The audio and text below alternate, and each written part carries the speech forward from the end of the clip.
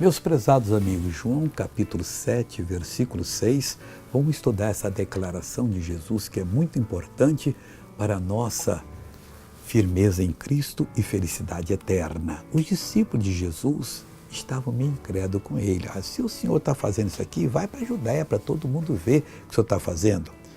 E depois Jesus, conversando com ele, disse assim, disse-lhes, pois, Jesus, ainda não é chegado o meu tempo, mas o vosso tempo sempre está pronto.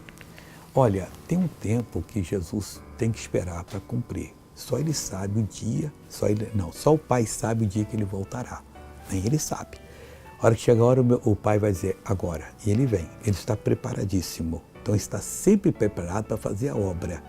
Agora nós, quando é chegado o tempo que ele faz, nós, no caso aqui, o nosso tempo está sempre pronto. Você precisou de uma bênção, não deixa para amanhã. Peça hoje a Deus que Ele vai lhe ouvir e vai lhe atender. Veja essa pessoa que foi abençoada. O que Deus fez pela senhora? Agora Deus operou grandemente na minha vida. O que você não podia fazer? Artrite e artrose no joelho, eu não podia andar. Como é que a senhora andava? Estava andando arrastando da perna. Imita para mim como é que estava. Dentro de casa. Assim? Não podia ir nem na igreja, que eu sou da igreja. Agora só vai tantas vezes que quiser. Anda normal agora.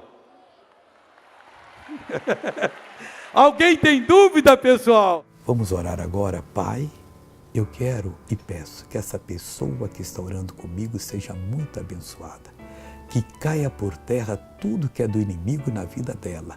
Eu repreendo e mando que saia em nome de Jesus Cristo. Sai doença, sai enfermidade, sai perturbação.